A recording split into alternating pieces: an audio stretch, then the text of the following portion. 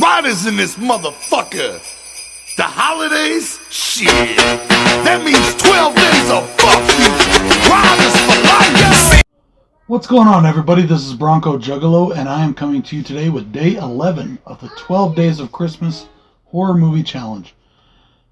Today I am reviewing, as you can see here, Silent Night, Deadly Night. This Anchor Bay 2 movie release was sent to me in the unboxing I did yesterday by Omniscient Esquire. Scott, thank you very much. You're awesome, bro. By the way, just a little side note on that. I've had a couple comments that the video was a little dark when I did that unboxing. I decided to do it by my Christmas tree, and it was very, very late when I got home to do it. And I turned on all the lights in the living room and the kitchen and everything so I could try to get as much light as possible in there. And I didn't realize how dark it was till I went to edit. I thought about doing it again, but I wanted it to be a genuine unboxing, so I didn't. So I apologize for that light being low. So Silent Night, Deadly Night is a 1984 classic horror film. And it is considered one of the more controversial horror films of the 1980s due to its divisive marketing campaign and the utilization of a killer Santa. This movie was actually pulled from theaters just a couple weeks into its run, and therefore it only made about $2 million in theaters, which is still at that time for this budget considered a minor success. It's gone on to spawn 4 sequels and a remake in 2012. The remake is, of course, Silent Night. Now, the 4th and 5th movie, from what I understand, even though I have not seen them yet, have really nothing to do with the original story from what I've been told. But I haven't watched them myself yet, so I can't really judge, so I will get to those as soon as possible. This film was directed by Charles Sellers Jr. and stars Robert Brian Wilson as our killer Billy. Now, our story is that Billy, who was a young boy at the beginning of the film, goes to visit his grandfather, who is mentally incapacitated, and they believe to be pretty much catatonic. Well, when the parents go away and the doctors go away and Billy's left there with his grandfather turns to him, and at first you think he's going to say something really nice and sweet, because he has this really nice smile on his face. But then he starts talking very dark and very ominous to Billy about how Santa is actually a bad guy and how Santa punishes people.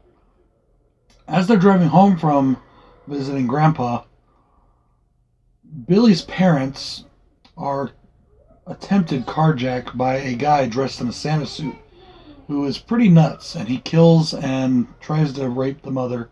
She fights back, he gets mad, and he kills her. In front of Billy, Billy is hiding in the bushes, and the baby Ricky is in the car crying.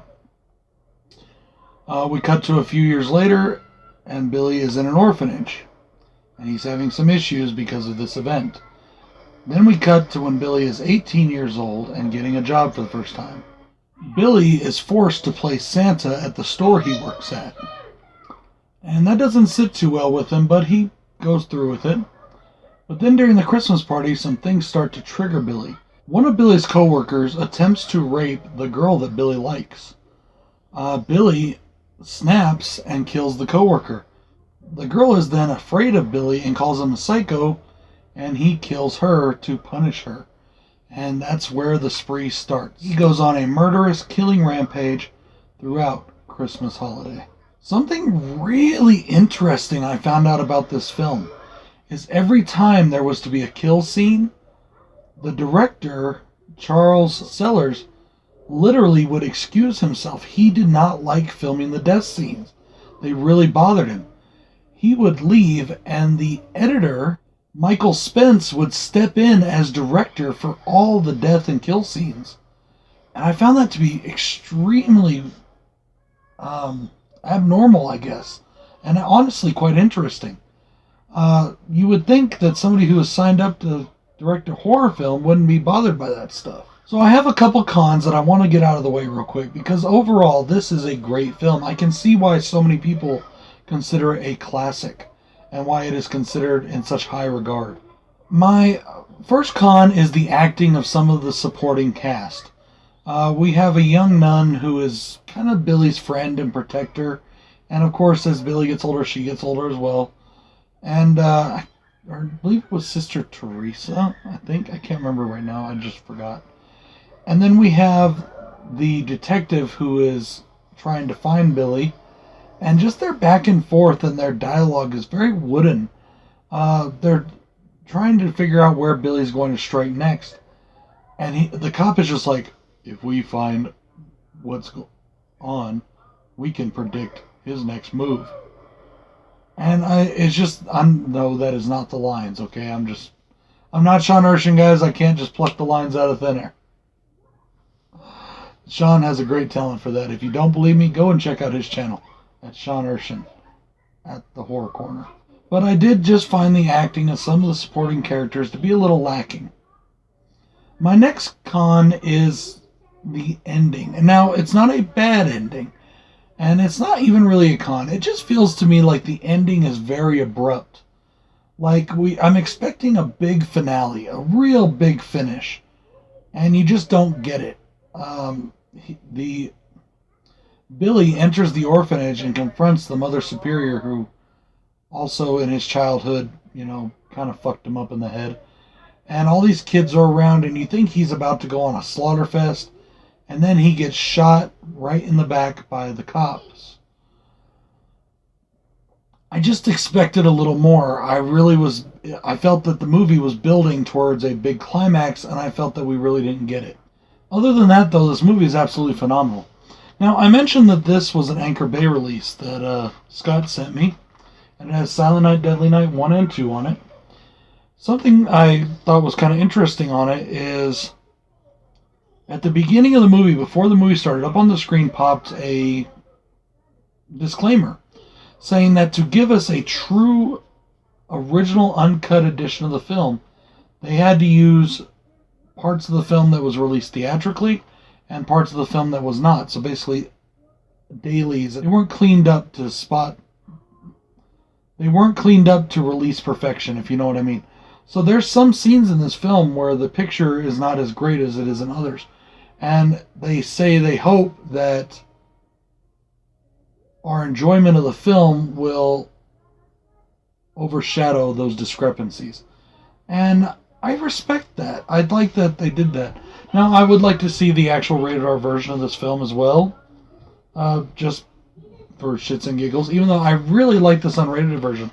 And I'm hoping to find it on a Blu-ray or something that maybe has, a good transition of it. But this Anchor Bay edition is excellent. And I didn't think it really was that bad. I thought that it looked, kind of like an 80s film. Kind of like I was watching on VHS. Jumping into my pros, I want to start off with Robert Brian Wilson, our main actor who plays Billy. He plays our killer. And he is a virtual unknown, and I really couldn't find anything else about him after this film either. I really liked his casting. I thought they did a great job in casting this guy.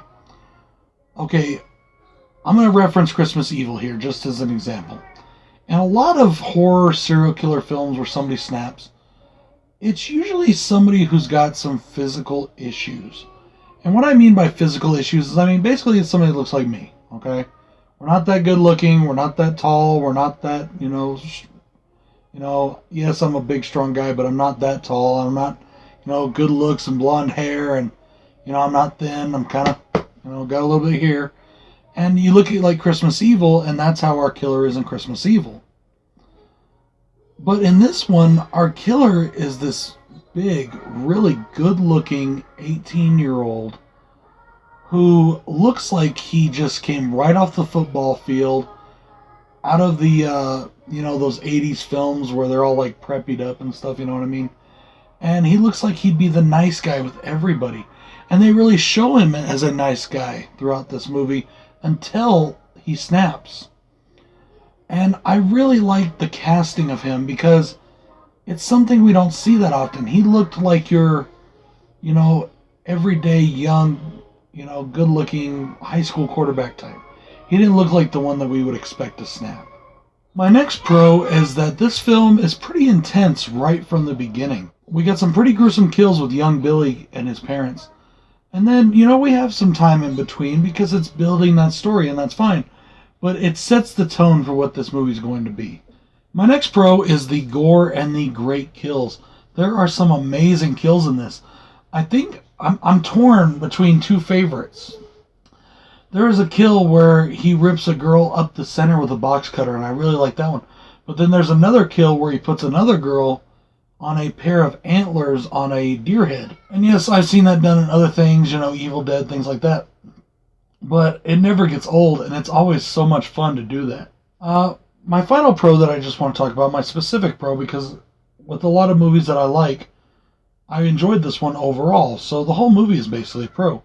But the next specific pro I want to talk about is I love the setting of the toy store. For a good chunk of this movie, they're in a toy store. And I love it. I love how it gives you that Christmas feel. It gives you that Christmas atmosphere.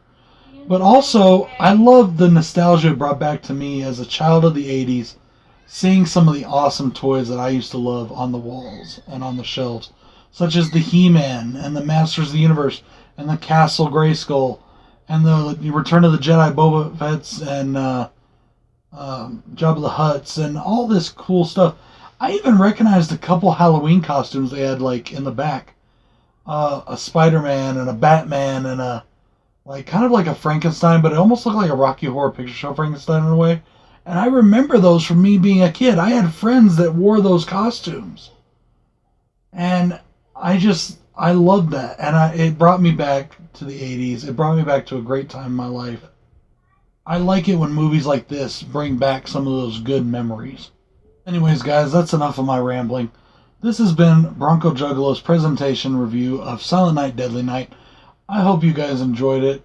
I'm tripping right now on my words. I have had such a blast doing this challenge. We have one more day left, and I'm kind of sad to see it go. I do want to say, though, that I think I'm going to have a couple bonus surprises for you guys at the end of this challenge. And I'll get into that a little more later. Anyways, though, a big shout out to Horrific Nightmares JM, Dave Maggot, HorrorFan34, and McKnight696. You guys are awesome. All doing a great job on the challenge. This is Bronco Juggalo saying peace. Happy holidays, y'all. Give me a gift. Let me sing a little jingle while you drink that fifth. Jingle bells. Tell Santa that he better stop frontin' it. Cookie eating motherfucker, never leaving nothing. But this year I swear I won't let it happen. Sleigh gifts and reindeer with Christmas jackets. Give me that. Surround sound, hot chocolate for days.